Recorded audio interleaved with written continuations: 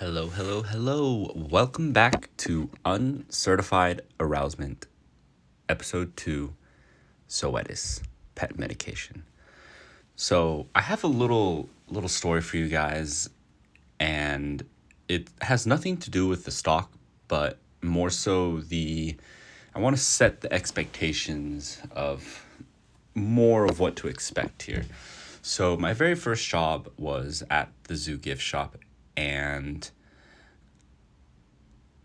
it was a very boring place. I hated the management, loved my coworkers, and seeing, new, fresh people, from all around the country, the world. And I would do weird things. And one of the weird things I would do is I would howl like a wolf, like, ow, you know? And I would say, about once a day, I would probably get a little kid to howl back at me. So I would, encourage you to do the same thing. So come on, do something weird today. Give me your best one. I know you're thinking, like, what the heck, but just give it a try, Ow! So now that we got out of the way, in case it isn't obvious, my name is a play on Certified Financial Advisor. CFAs are smart people. They've passed hard tests. I'm not that. Luckily, I don't think you need to be all that to be an investor. I think good habits can get you just as far as picking the right stocks. But that's for another episode. Today we're going over a stock, or as some people may call them, equities or holdings. And so, I don't know, this episode, my style, it's going to be a little weird. It ain't going to be perfect. I might say out of pocket things, but I hope this is what you guys are here for. And I don't know, you guys are my friends, whoever's listening to this. So I hope we can approach this in a much more casual setting. But anyways, let's move on. Disclaimer, yes, I own ZTS, and this is not financial advice. So what do they do? Welcome to Zoetis. As the world's leading animal health company, Zoetis is driven by a singular purpose: to nurture our world and humankind by advancing care for animals. After 70 plus years of innovating ways to predict, prevent, detect, and treat animal illness, Zoetis continues to stand by those raising and caring for animals worldwide, from livestock farmers to veterinarians and pet owners. The company's lead portfolio and pipeline of medicines, vaccines, diagnostics, and technologies make a difference in over 100 countries. In everything we do, we are guided by science and inspired by our shared love of animals. We truly believe that through this fusion of passion and research, we can accomplish anything. The reasons we do it: cats, dogs, horse, beef cattle, dairy cattle, fish, pigs, poultry, and sheep. So they focus on companion animals and livestock. And I guess one of their most popular products on the market is Sympatrica Trio, is a monthly chewable that delivers combined protection from heartworm disease, ticks and fleas, roundworms, and hookworms. And so I believe this is for dogs, and I think they do tout that it's a chewable. So as a pet owner, it's very easy to just feed your pet this treat rather than having to mix it with like peanut butter or something else, or I don't know, putting stuff on the back of the neck or the fur and having the dog lick it off, and you don't know if you did it right. But yeah, so think post-surgery pain management, allergic itch and inflammation relief, vomiting, vaccines for beef cattle, dairy cattle, horses, sheep, poultry, and pork, antibacterial, pink eye treatment, and other parasitic /worms. And I just recently listened to, I don't know, one of their conferences that they went to, and they said they went from the number 5 world parasitic treatment thing to number 2 in the space. So there's still someone ahead of them, but I don't know. It's interesting. They still have room to grow. But imagine if you're a cattle rancher. Every new litter of calves requires vaccines. It's kind of sort of like recurring revenue. They seem to be trying to branch out, which is good for now. Honestly, I don't know too much about it, but it seems like they are trying to come out with a platform of hardware. And I saw like one thing is the blood glucose monitoring system, which has something to do with diabetes. I am honestly not too sure how easy it is for cats or dogs to get diabetes. I haven't heard about it in the companion animal world, but maybe it's more popular. Maybe it will become more popular. I don't know. I feel like it's somewhat easy to control animals' diets. I don't know. Vet scan, I don't know, imagist, but honestly, I'm going to say imagist because I think that's a lot funnier than if I'm going to say it wrong, I might as well just say it really wrong. So, VetScan's Imagist is a first of a kind technology offering AI blood smear, AI fecals, and digital cytology image transfer in a single platform. VetScan Imagist provides all-in-one technology for multiple test types, efficient and accurate results, a compact size with a small in-office footprint and simple in-clinic preparation. Imagist works from a basic concept already in play in human medicine, machine learning, image recognition, where ML algorithms are used to identify patterns and biomarkers within an image for a doctor's assessment. Such an approach was a natural fit for fecal scans. With Imagist, a vet or vet tech simply places a sample on a slide, loads it in the scanner, and the machine takes the reins from there.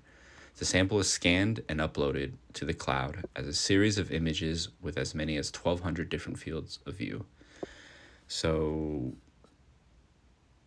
yeah, that's interesting. They mentioned AI. Seems simple enough. They take pictures and they use AI to identify if there's any biomarkers in the pictures, and it makes sense, I think. So base pause. They do. I think it's like a 23andMe. So they do oral health for cats. I know cats get health problems. $99 seems kind of expensive.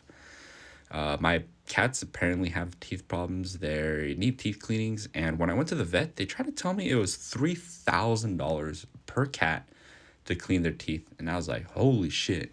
And I moved, so my first vet said one cat needed to get their teeth cleaned, and the second vet is saying is another cat needs to get their teeth cleaned. They're not as worried about the first cat, but I don't know who to trust. But it's crazy. $3,000, two cats, that's $6,000. I guess they're gonna have dirtier teeth for a little longer, and I'm gonna have to get some greenies. So maybe this $100 is worth it, to be proactive to their oral health. I don't know. Then they get the breed. 114 health and trait markers, free breed report updates. I don't know what that means.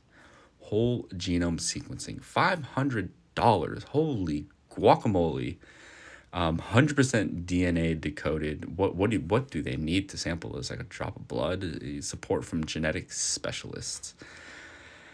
Oh, $500 for what? Maybe I'm looking at this the wrong way. Maybe this is for breeders and prized cats. Yeah, I just get my cats from the shelter, so I'm sorry if you guys hear the silence. I would never spend $500 just to figure out what breed my cats are. People are like, "What kind of cat do you have?" And I'm just like, I don't know. You know the common one that you see that's black and gray in the alleyway at night. I don't know. Probably that one.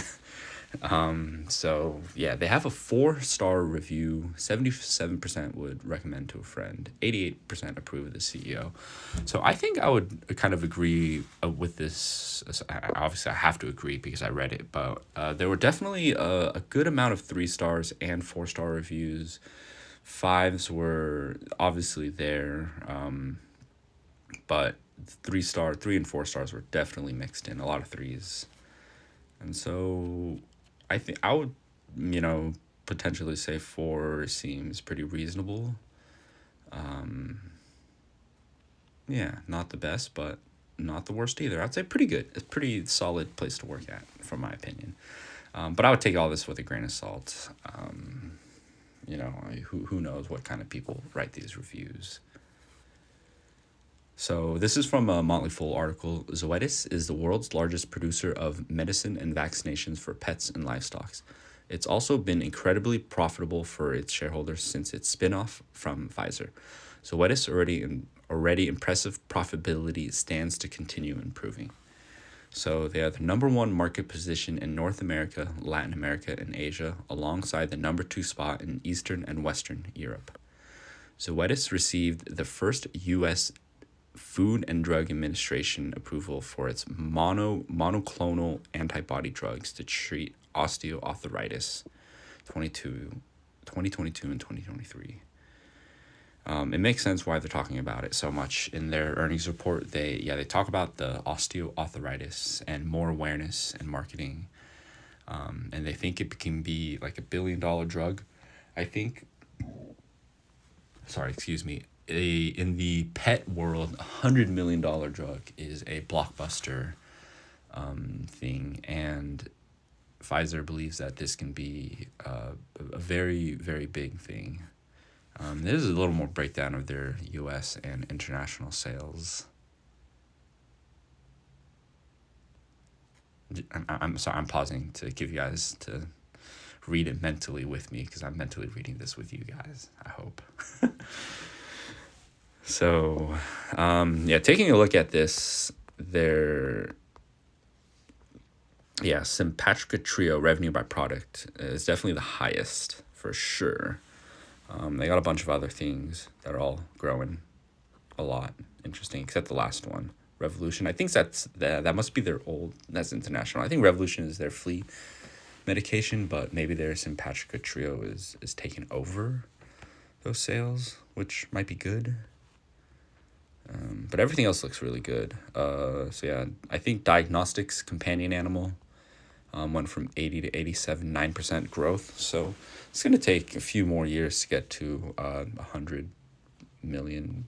But yeah, so parasitics, dermatology, international. Yeah, I don't know. So you guys can look through this. It's all on their website. It's all on their investors relations page. Oh boy, okay, let's see. I'm almost done, you guys, I promise. I'm almost done. So medication is still by far their biggest segment. Will take for a while for the other areas to play to catch up. I already said this stuff, I'm sorry. Will be interesting to keep an eye on diagnostics to see how they grow and build the platform. This is like their R&D, the R&D area that they work in. And so they do the genetics with the 23andMe kind of stuff. They do the vaccines, robotics and automation. I'm not too sure. Oh, maybe robotics is for the AI poop scans, sensors, data analytics, diagnostics, and medicines. So that's like the areas that they cover along this value chain. And they have 300 product lines across 8 animal species, 15 blockbuster products with 100 revenues, 100 million or more as of year-end 2022. So 2,000 new products and lifecycle innovations introduced in the last 10 years. So they're definitely working on a lot of things. I'm looking forward to it. It ain't easy being the best, but here are some of the interesting press releases so far. Zoetis expands investment in Australia with purchase of Melbourne manufacturing site. So yeah, doubles the footprint. I know they had supply chain troubles a few quarters ago, and I think they said they're back to normal. And yeah, I don't really know too much about manufacturing, but I do think they do it in-house because the R&D centers are next to their manufacturing. So yeah, so Zoetis further expands diagnostics capabilities of VetScan, Imagist. It's got to be Imagist, but Imagist. Platform with addition of AI urine sediment analysis. So yeah, the year has only started. They have many more blog posts with personal examples and many more use cases for Zoetis products. I won't bore you here, but I'm just scratching the surface. And now that we have an idea of what they do, let's take a deeper dive into their financials. So their first thing is their dividend. The first title of this episode was going to be 3 dividend stocks, but I realized it would take me forever to get through 3 dividend stocks. So I trimmed it down to 1. I don't know when I'll do the next one, but yeah, we'll see. But I'll probably do two more dividend stocks after this one. But here's Zoetis, and they started at, I don't know, 6-7 cents, it looks like, and now they're at 42-43 cents. And so that's a pretty good increase. And even from 2020, from 20 cents, it took 4 years for you to double your dividend, which I think is amazing, amazing growth. They do have a lower yield, which we'll get into a little bit later. But here's their free cash flow growing very nicely. And like I said, I think it can continue to grow. Here's their earnings per share, also growing nicely. Shares outstanding in the past 5 years, they've been lowering it by 1% on average a year. And so I think this is something that they can continue to do for the next 10, 15 years. I don't see why not. And I think Zoetis' story looks good for them to continue doing this. The cash to debt, it's not the best, but they do have $2 billion in cash, which I think gives them some wiggle room or flexibility to continue R&D and pumping out new products. And return on capital employed trending up, operating margins, profit margins, all going up. This is what I like to see in a company. The only thing that my complaint would be the cash to debt, but not the worst. They do make a lot of free cash flow, so I'm not too worried about it. So let's wrap things up. I think Zoetis will continue to execute. There has been a huge push towards treating your pet like family. During the pandemic, pet ownership rose like crazy. Shelters were getting cleared out. Some unfortunately returned, but I think overall the pet sentiment has improved. When I got my new kitten during the pandemic, new patient appointments were over 1 month out. I had to call multiple vets, and I eventually just went with the highest rated. Same kitten swallowed a hair tie. He wasn't eating, drinking, and going to the bathroom, and I couldn't get an appointment until the end of the week. And I think my girlfriend just called the next day after work, and his surgery got canceled. She was able to see him. And if we didn't get him in that day, he might have passed if we waited to the end of the week. And it was just crazy. This cat, it was just, there's so many pets out there, and it's so hard to get your cat seen. It's, and